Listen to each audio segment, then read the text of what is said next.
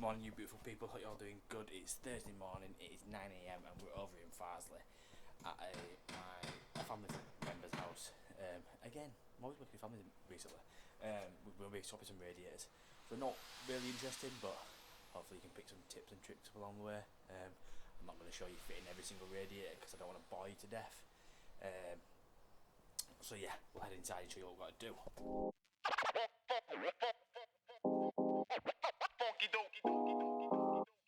So it is a flat, downstairs flat, so pretty straightforward. Boiler is in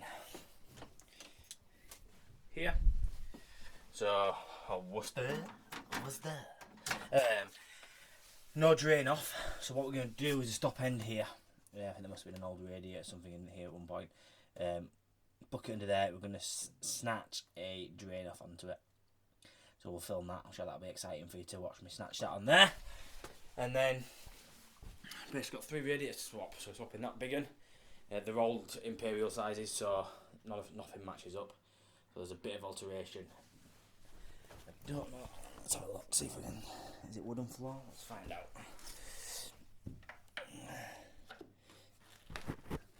I think it's concrete floor. Concrete. Oh, wooden. Oh, it's wooden floor. So we might be able to adjust the pipes underneath the floor. So we'll if we can, we'll do that. So we've got that radiator to do. This radiator in here to do. And bathroom radiator. To my knowledge, that one is roughly a straight swap, or am I just imagining that? No, is it hell? So you can see, imperial sizes are a lot, well, they're a bit awkward sizes, it can be a bit pain. So in here, we'll probably use some sort of rad extension, so we're not having to take the vinyl up. But on the other two, and get underneath the floor, we will take the floor up. So yeah, before we get started, tomorrow I'm on a Baxi trading course, so hopefully I spoke to the Michael from the Baxi rep for Yorkshire. I think he just does Yorkshire, and he said that I can get some footage there tomorrow at Leeds Building College, so hopefully we'll get some footage there. That'll be interesting for you. And then at the weekend, tomorrow night I'm driving down to Warwickshire to go meet up with everyone from the Building Careers Live. So on the Saturday morning, we're going to be down at the Building Careers Live. So if you've not heard of it, I think I've mentioned it before in the videos before. Basically it is a show for apprentices or anyone wanting to get into the trade, to get hands on. There's going to be sparkies, there's going to be the same thing. Sparkies, plumbers, brickies, carpenters, joiners, every trade you could possibly think of are going to be down there basically. So I think the tickets are still available. So if you haven't got your tickets, do get yourself down there. It's going to be a really good day. There's going to be loads of people from the social media world, so you can link up with them, talk to them, chat at them. I think on the plumbing stand there's just me, MJ Tiff and Caprani Plumbing and Heating, all from the YouTube. So I will put a link in the description for both their channels if you haven't watched them, but more than likely, if you're watching me, you probably watch them too as well. So yeah, let's crack on, let's get this drain off snatched and then we'll get these radiators on.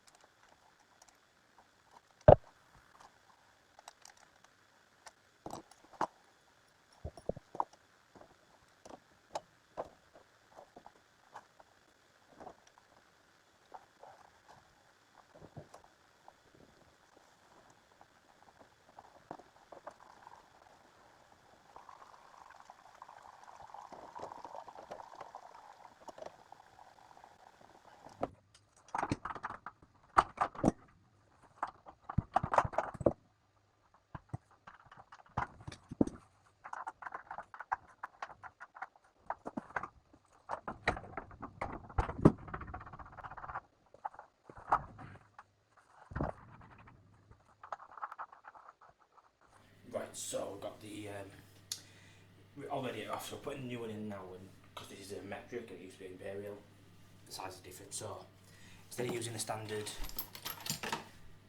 tails that come with your TRV packs, it's going to be way too short. You can buy these extension pieces.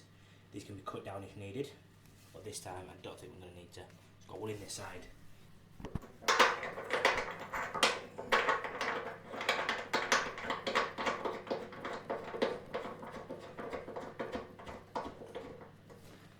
that side. I'm practically there.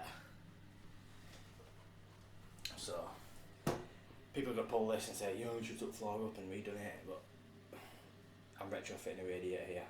The vinyl's stuck down, so we can't lift the vinyl up. Don't want to rip it, so this is what's best. It's better than putting a couple of elbows on. It's not perfect, but it does the job.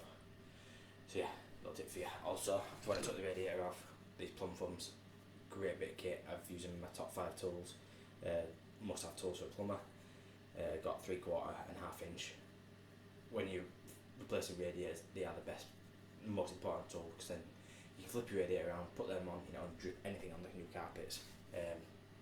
Because I've done it before, dripped on carpets, you end up replacing the carpet for the sake of 12 quid. I think they are 13 quid. Go get yourself a pair. They're definitely worth it. So yeah, right, we'll get this made up. I'm making it up with Loctite 55. I stopped using the liquid PTFE on standard radiators. I just save that for designer radiators now and just use this stuff on the designer ones. So yeah, right, so I'll just show you quickly how I mark up my radiators. So centre it off to where I need to be on the pipes. It's about right, somewhere there. Just tilt it forward a little bit. Pencil mark on there for that bracket. Pencil mark on there for that bracket. Lift your radiator out.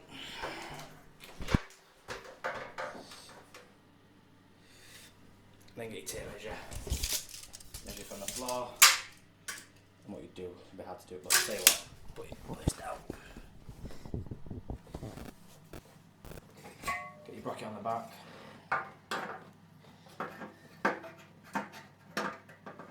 Like so.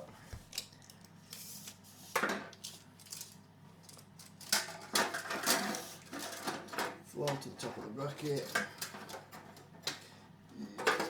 Just one handed.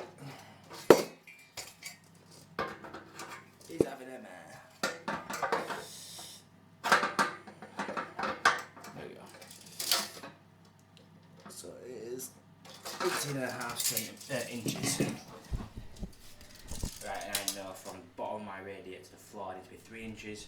So if 18.5 plus 3 inches is 1, 2, 3, 21.5.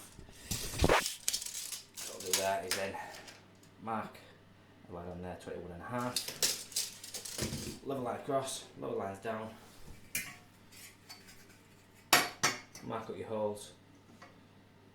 Screw, plug, radiators on. Quick as that.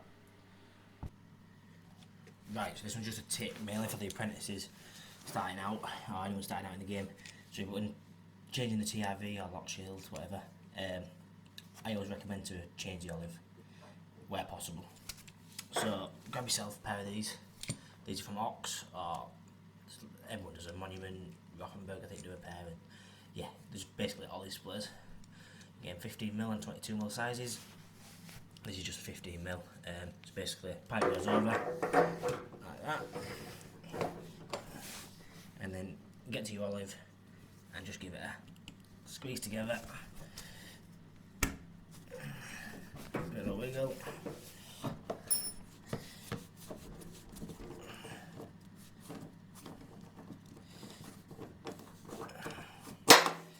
There you go.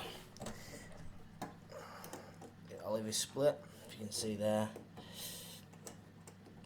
It splits the olive in half. Then you just got to get it off, which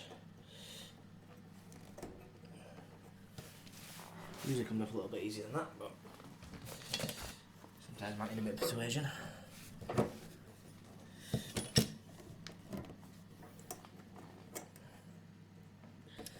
It's always when you video it doesn't go quite as well, doesn't it?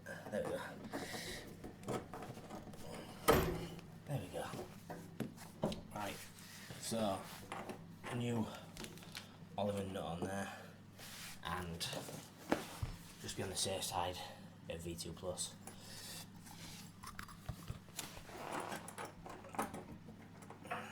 So what I'll do actually is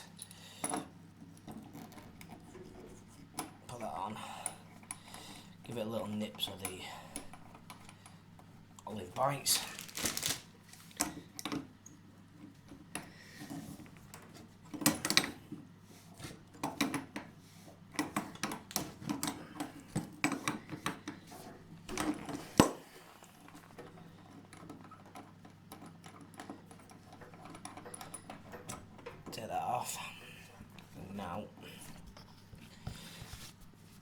with your V2 Plus, just all the way around.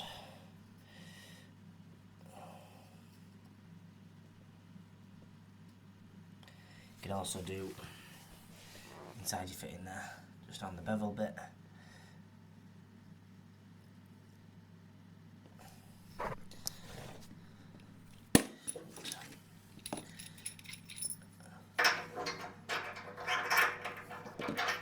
Do a little bit on this side as well, just to be on the safe side.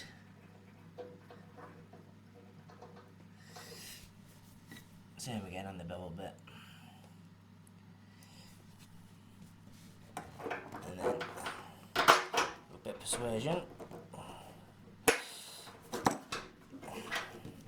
There you go.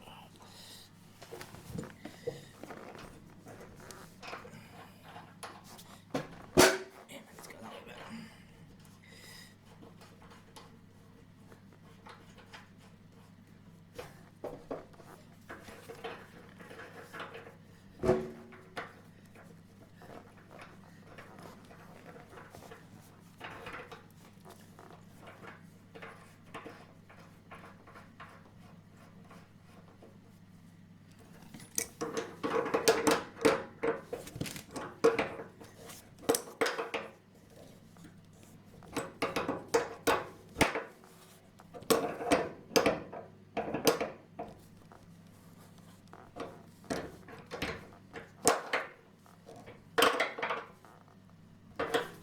Right, so we're pretty much all done now. So all the radiators are fit. We're just going to fill it up, put some inhibitor in. So let's push back on that. So all adjusted, new brad in there. You see me fit. That rod's in there. That rod's on there. Pretty straightforward. Just have to lift four up in here and in there to just adjust the pipes. Like I said, in here. Let's take a seat on the throne. In here, I've had to use the rod extensions because the vinyl is glued down. So we're just going to put the inhibitor in now. So we'll be putting some protector F1 from Fernox, the express bottle. So there's lots of different attachments. I'll drop one of them for these to go onto filters and other stuff and bits and bobs. But with this probably not on filter, I am going to advise the customer to get a filter fit. But for this, what we're going to do, tuck the cap out end of there, and then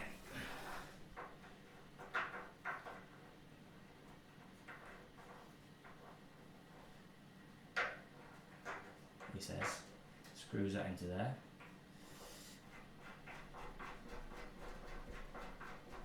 Like so. And then just landed. Difficult. It's just a little rubber hose, pushes over the end, and then I'll do this upside down. This could go terribly wrong, but we'll see.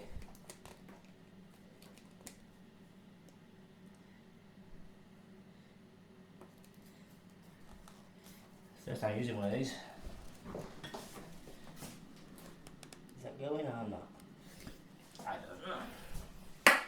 Have I missed something?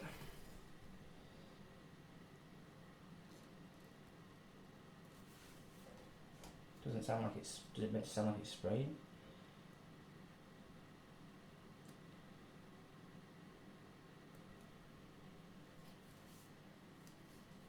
Right. Let's try work this one out. Right, sorry people. So this clip, the audio was a bit corrupt. It wasn't quite right. So doing a bit of a voiceover here. So basically, the F1 was, I think, a dodgy batch, or could possibly have been user error in the first place, which caused it to go a bit faulty. So yeah, what we had to do is squeeze the end of it, which gave me like a little bit of a dribble out of the inhibitor. So what I could do, I made this little socket funnel sort of thing. So I just socket into the radiator, elbow around with a 22mm juicer on. So I emptied the inhibitor into there. Once that was done, we tested it all out and got everything up and running.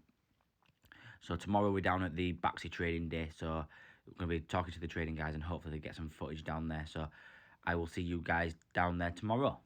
Right guys, down at Leeds College building at the Baxi training day, and with Michael, the rep from my area, and Andy, the trainer, head, what do you call yourself?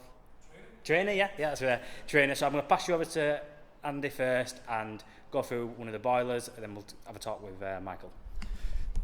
Yeah, as we just said, we're in Leeds College building, we're on a product day, so we've invited installers in, so we've done partial strip down, we're talking about the boiler, and we've come to a stage where we're looking at possibly changing the primary heat exchanger. So in order to do that, we've disconnected already a few of the major components. We've got our combustion assembly and silencer and condensate trap already out. Yeah, disconnected our sensors, and what we're going to do now is just take out the expansion vessel. Yeah, so first of all, we'll remove the bracket that's holding this in. Backing off the screws, a couple of turns, top and bottom.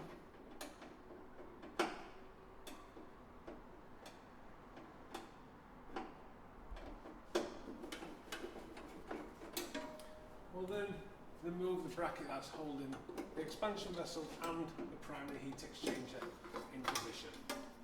Swivel that down and out the way. From this now, we'll disconnect the expansion vessel, pulling off the hose clip, disconnecting the hose from the bottom. Of course, we've drained our boiler, it's fully empty of all pressure.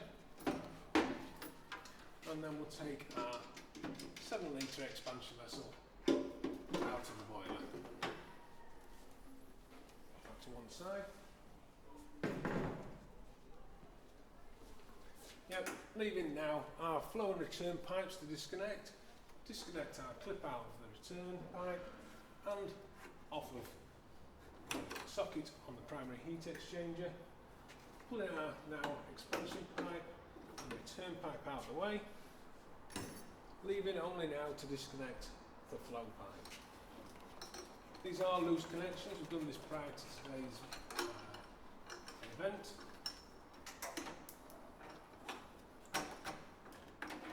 And the flow pipe completely overheats thermostat down. Yep, last thing to disconnect is our flue temperature sensor, clipping out with the heat exchanger from the top. So we're at the stage we've decided on fault finding that our primary heat exchanger needs replacement. For us now, we're looking at no fixing screws holding the heat exchanger in position. Simply support the weight of the heat exchanger, pull the front edge forward, and then the heat exchanger will drop out. Yep. And it's at that stage, if you're replacing it, you can look for a new one. Our method of holding it in position are these 2 securing plates and the bracket in the back of the boiler. Simply hook that in position and then relocate the support bar in the recess of the boiler. Okay. It's a bit of an example of what myself and other people that come on the course today got up to. We stripped the boiler down, did a bit of fault finding and a bit of testing on some of the boilers. So I'll just pass you over to Michael. He'll talk to you about the course and how you can get maybe on a course yourself one day. Thank you for that. Yeah, cheers Andy, that's absolutely great what you've done there and shown us how we strip a boiler down. Like I say, it's only a little snippet of what we do on the training day. Like I say, we come in, I'm the area sales rep for cover the Leeds, Bradford postcodes and YO. And what it is I'll get my caller to put a link on where you can link up to find your local ASM and ask about these training days. We've got about 17 training centres across the country, and by all means they're a free day as well. Get a free lunch, get to meet some other installers. It's a great way of learning and learning new things with Baxi products and going forward. And like I say, Andy's a cracking trainer and we've got several other trainers that are great as well, so by all means, if you wanted to come on, get in contact with us and we'll make sure there's some links, and if you want to get hold on the Leeds one, by all means give us a shout. So yeah, thank you very much.